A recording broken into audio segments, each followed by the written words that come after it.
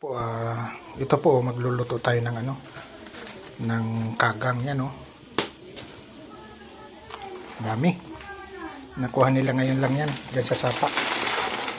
Wow, grabe,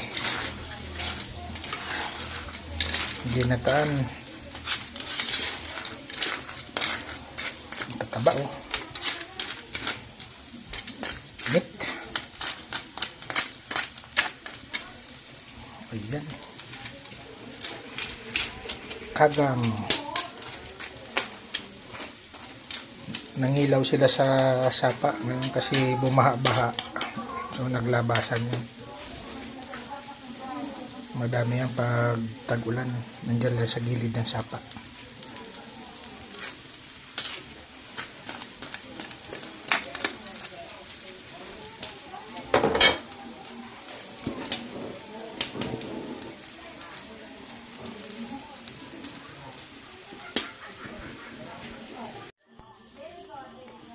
Ayan na po mga idol, nilagay ko na yung kakanggata, paigahin ko na lang ng konti, napakataba marami naman tayong pagbibigyan na kapitbahay kasi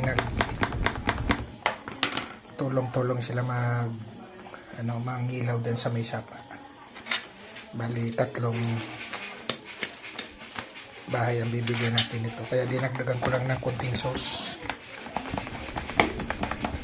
Masarap naman yung sauce mga 10 minutes pwede na yan.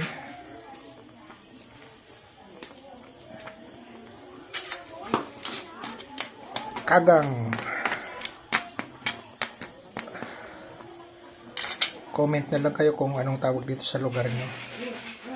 Dito kasi sa amin kalangkagang, tapos sa iba ata kagang.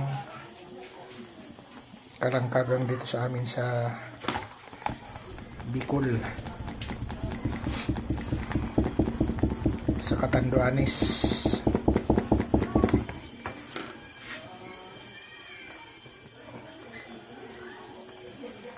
Taba.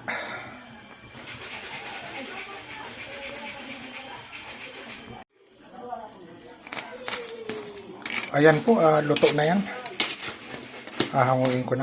Masarap kasi yung sauce niya, pinaka-sauce niya.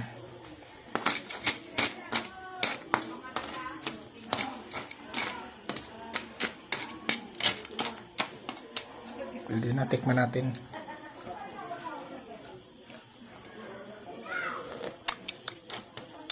Ayos.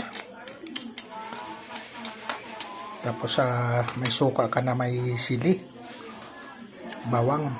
Sarap to. Okay na siya. Tara na po, kainan na. Ayan mayroon akong sili. Tapos mayroon akong talbos na ginisa ko sa sardinas, patis. O yan kainan na.